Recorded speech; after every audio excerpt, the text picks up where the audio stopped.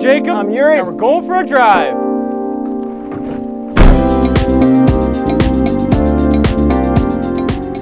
'93 Mazda Matsuda RX-7. Twin turbo. This is the good one. This is the best Mazda RX-7. Except we don't have the spoiler. No, we don't. But it's still a twin turbo RX-7. In yellow. Yeah, bright yellow. You're welcome, everybody who gets to see us drive on the road. What does everybody love? The RX Mazdas. Rotary engines. So it's a spinning triangle. This has a spinning Dorito as an engine. So it makes it faster and more fuel efficient. Yeah, the complete opposite of that. Oh, okay. Yeah. So this is a very high spinning Dorito. We have an 8,500 RPM red line. It's insane. They tacked on 2 turbos. It's a 1.3 liter. It's a tiny engine, tiny. It enables them to lower the center of gravity, and that's the only reason we have the shape of this beautiful car. Is this technically a mid-engine, front mid? Yes, it is. Oh. Look at that. Somebody read the brochure from 1993. So this is a 2-rotor, so it actually has 2 rotors, spinning Doritos, Yeah. that enable it to have twin turbos as well. So they're fed through the intercooler, through the front of the engine, right out the back, and it gets so damn hot in here. These are actually known to melt catalytic converters. That's how hot these things get. And you know how else we know that? How? Because we also have this overheat exhaust system warning. Oh my God. So the cat can actually get so hot that this light comes on because the sensor's in the transmission tunnel near your legs, actually. Wow. Yeah, it's insane. A rotary has no pistons. No pistons. Yeah, There's no pistons. It's a spinning triangle. It's a spinning Dorito. I just want to emphasize that because people are probably really confused. Yeah, hopefully we have a diagram for you. Yeah. Hopefully we've got a link to another YouTube channel that explains it properly. Maybe Engineering Explained. Well, somebody, he probably did. Yeah. Horsepower and torque. 255 horsepower and 217 pound-feet of torque. So like Focus ST. Yeah, kind of. Do you know what this weighs? I actually don't know what anything weighs. 2,800 pounds. Do you know what modern car weighs that? Yeah, A Subaru BRZ. Oh. Yeah. Another thing about rotary engines, because that's what makes this special, they love to burn oil. That's what actually lubricates the engine. So it actually burns oil. You can smell coolant in here. You can smell it all in here. It's such an immersive experience. You feel like you're part of the car. These cars seem like a lot of work. Oh yeah, but also so much fun. But they're so gorgeous. This thing's timeless. Yo, like, it's absolutely timeless. Can we show some how good it looks while going through Cliche Corner? Yeah, all right. I'll do a little cliche corner send, and I might as well talk about the suspension because this handles so well, better than most modern cars. It is very balanced. Like when you're having fun with it, it's so in control. You know how much balance it has? 50-50. You know, That's why. Because when I was having a little bit of fun with it, it seemed like, you know, they got it really, really right. Oh, they did, because you can definitely oversteer exactly when you want to. This car is not the fastest, but it's so fun to drive because you have to rev the piss out of this thing. 8,500 shift and into third, and now I'm at the speed limit. Jacob, can you please talk about the turbo lag and where it is and if it is down low? Okay, the turbo lag is approximately half of the entire RPM band. But I think we found out the key to turbo lag. What's that? The more turbo lag, the more fun it is. Yeah, turbo lag is fun. But it's got to be like a good amount of turbo lag. So this was actually the first production car with 2 turbos, but they were sequential. So every other manufacturer, they did twin turbos, but they use the same size turbos. This one, they use a smaller one and a bigger one to eliminate turbo lag. And you actually do notice it. On throttle tipping, you can feel the smaller turbo spool up, and then all of a sudden there's like this one little bump in the RPM band, and then you just kind of take off again. I really enjoy that, like feeling through the pedal, feeling the turbos come in and off. It's so cool. You know what my favorite part about the RX-7 is? What's that? The looks. And like, the looks of it regular is very, very good, but man, when they make them into drift cars, it looks like something out of 2018. Wide body with giant GT wings. It just looks so perfect. Yeah. When I brought this car home, my wife thought it was a brand new car. Really? Yeah. She had no idea it was the 93. Well, because the taillights look so dope. Everything's so cool about it. They're like smoked out. Nobody's got cool taillights like that. They probably banned it right after. Their North America's like, nah, that's too cool for us. And what kind of cool headlights do we have? Flip ups. Boom, we got a button for that. So whenever you see another RX-7 or another flip up car, you gotta give them the flip up headlight wave. I gave it to a Miata and they didn't get it.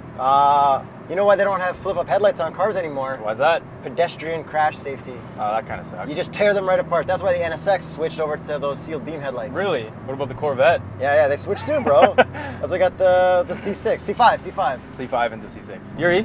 Yes? What else makes a sports car? The visor test? I guess. 3, 2, 1. No. I was also very gentle because, you know. Yeah, it's kind of old. Classic car. But what actually makes a sports car a Torsen limited slip differential, which this has. It's rear-wheel drive. That's right. In case anybody didn't already realize that. There's no sport modes. This is sport mode. It's a 5-speed, not a 6-speed. Did they ever make 6-speed RX-7s or no? I don't think so. And if you're wondering about other RX models, there's an RX-8 that came after and then an uglier RX-7 before. Yes, this is the FD, that was the FC. This is the F Perfect. Everyone loves these. Nothing about this looks bad except for that it looks better with a spoiler. I do agree, but this is such a timeless look without it as well. The first thing that I noticed when I got into this car that was so different from every other modern car, the steering. The steering is hydraulic and you feel everything through the damn wheel, and I love it. Okay, I didn't really realize the differences of everything, but I know that it feels very, very good. For those that don't understand the difference between modern day steering and steering of this time, it's actually heavy, but it's authentically heavy. It's not built into the steering, it just is heavy. There's no 17 different modes of steering like the Infinity we did. Oh, please don't remind me of that. You know what I like about the steering? What? Is the seating position. Oh my God. Can I talk about that for a second? Yeah. So when I got into this car, I tried to adjust some things, nothing moved. So I had to make myself fit into the car, not the car fit to me. I had to fit the car. So I had to go full gangster lean. That's the only way I fit in this car. And every time I turn, my hand hits my knee. So you're 6'1.5" and you don't really fit. No, I barely fit. I'm 5'8.5", and for me, it's like a nice, weird, tight fit. Instead of like a proper driving position, it feels like I'm kind of like slouched in a little chair like this. Yeah. But it actually feels good. See, I wish I could have the steering wheel that close. I have to have it so far, my arms fully extended. On a racetrack, this is not ideal for me. Yeah, I actually enjoy the seating position. I just feel like I'm more part of the car. I'd like to point out that the transmission, the gear ratios are so far apart that you have to rev this thing out and then rev it out again just to stay in the power band. You always want to be over 4,000 RPM. It's so different to get used to. I know you want to drive this, and yes. I know you love talking about infotainments. Yep. So what are you going to say when you're driving? What are you going to talk about? Because there's no infotainment. It's a radio. Oh, I got lots. Pull over, let me start. All right. Let's start with the body. Oh, yeah. What shape is it? Hatchback. You know what that means? Box test. The RX-7 does not fit Evsky Pops' box. You want to try Donnie's box? Let's try Donnie's lid. Right over this one.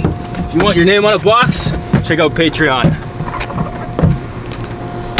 You know what I really like about this car? What's that? The wheels. The wheels are actually designed for maximum cooling. I love big fat tires on older cars. You know they're actually ultra low profile from 1993? Yeah, which is fine, Yeah. I also really like the shape of the door. It's super weird how it comes around like that. Like doors don't do that. And where's the door handle? Okay, the door handle's like a new crossover door handle. It is, and this version's broken. Yeah, these ones don't work very well, and it's probably common of all RX-7s. We also have a cool little scoop up in the front fender. We've got a really smooth front end. It looks so perfect. There's no hard body lines. It's just smooth and, dare I say, sexy car design. Yes, it is. Like, you know how old Ferraris looked sexy? Yeah, this is like that. This is like that. And I want to reiterate how much I love the taillights. Like, there's nothing cooler than those. No, there isn't. No modern car, no older car. They're the best taillights. They are. You already send it a bit. Yeah, I'm going for it. With that perfect balance. So good. You can't power shift this. You need to be careful. That's right. It is an older transmission. So you gotta wait from second to third. Yeah, it's weird. I'm not used to it, but whatever. It's not like modern car transmissions. But you know what I do like about this older car? What's that? The gauges. They are so analog, so simple, so perfect. Tachometer, dead center, just how I like it in the Porsches. Then we got our speedometer, oil pressure, fuel, and our coolant gauge. And the odometer is digital. Yeah, that's pretty advanced for the time. Trivia time. What movie was this car in? Fast and Furious? Who was driving it? Toretto? What color was it? I don't remember. Red. That's cool though. All right, right? so I passed, Is this the 7-second car he owes him? Yeah. No. No, that was a Supra. Because he hides this. Yeah, that's right. He pulls this into the garage and covers it with a tarp. This is not a 7-second car. 0 to 60 miles per hour in 4.9 seconds, which is very respectable. It was like unreal back then. Exactly. This is so futuristic for the time. Okay, let me downshift and rev the hell out of it to get it to the right RPM. How does it handle, Yuri? So direct? No, it's got some body roll. It has a little bit, which is nice. It's got body roll, but it's balanced, so you feel in full control. This has 29,000 kilometers on it, so it does have some used bushings, but that's pretty damn good. It is older rubber and all that stuff, so it does wear over time. but this handles so well for the age. We've got little storage compartments behind the seats, which is kind of cool. It's kind of cool. 2-seater, not a 4-seater. Yeah, no.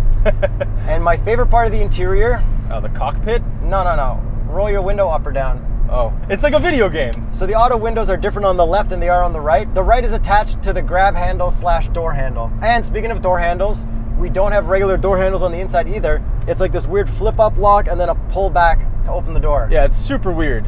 That's when people used to be able to do cool stuff and get away with it. Exactly. Just like this cockpit that is completely driver oriented. But just like nowadays, people try to be different by switching up the infotainments and making it all crazy and touchscreens. Back then, they just made a cool like switch or something. Yeah, but the whole thing is cool in this. You mentioned to me there was something cool about the ashtray you wanted to talk about. That's right. So there's a little ashtray here / coin holder, and the whole thing is removable. So if you want to take your coins with you, not in your pocket, there you go. I think that's to dump your ashes. Yeah, but if you want to take your coins with you and not put them in your pocket, you could also have a gigantic thing in your pocket for no reason. I'm pretty sure it's to dump your ashes. My Nissan 240SX had that too. Yeah. But you could remove the whole thing and use that as a cup holder because it didn't have a cup holder either. But dude, what modern car would have something like this? Once you remove it, just all these exposed plastic hinges and stuff? Nothing has that anymore. Well, the Ford F-250, when you removed underneath that tray, then you had a secret compartment for the key. But did you have weird hinges and stuff like that are exposed? No, new cars. That's what I'm saying. Yeah, but it's still cool. Yeah, but that's what I'm saying. New cars don't have that kind of stuff. How are the seats, Yuri? Oh, super comfortable. They remind me of my 240. It's all cloth. Yeah, I love that. You can get leather because there was actually an optional touring package for this, which also gets you a sunroof. Oh, a sunroof would be nice. No, it wouldn't. No, I guess you just get hot. No, it would just be the wrong thing for this car. You don't get this with the touring package. I don't know. That also gets you an upgraded stereo system, and the stereo system takes up the entire trunk when you get it. That was a $4,000 option back then with an upgraded stereo. So by the way, our stereo is actually broken. That's right. But it has a CD player and a cassette player. This is my favorite stereo out of any car we've driven because I don't have to hear him talk about how it works or infotainment or Apple CarPlay or anything like that. It's just off. I don't understand what rotary engines are making for sound, but I like it. It is such a unique sound.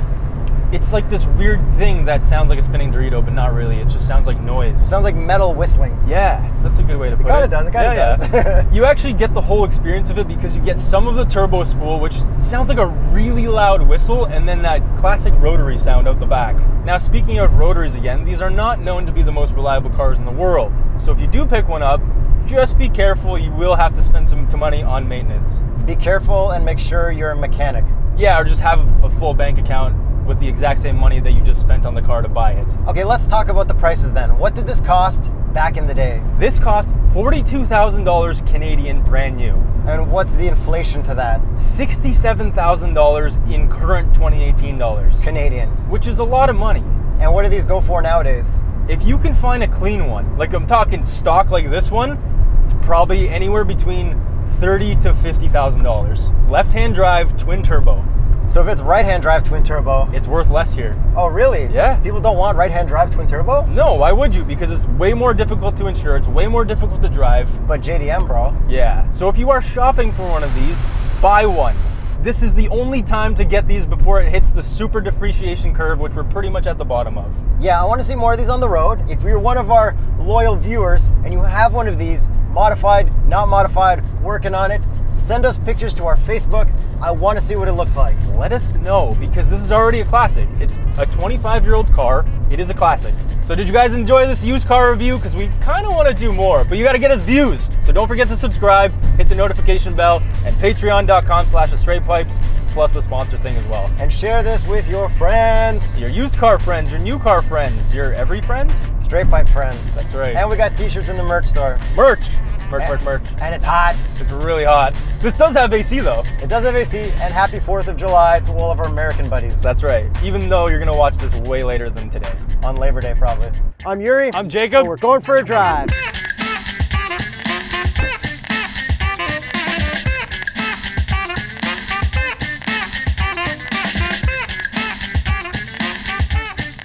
This is a subscription break. Don't forget to subscribe. Subscribe right now. Subscribe. We didn't do that.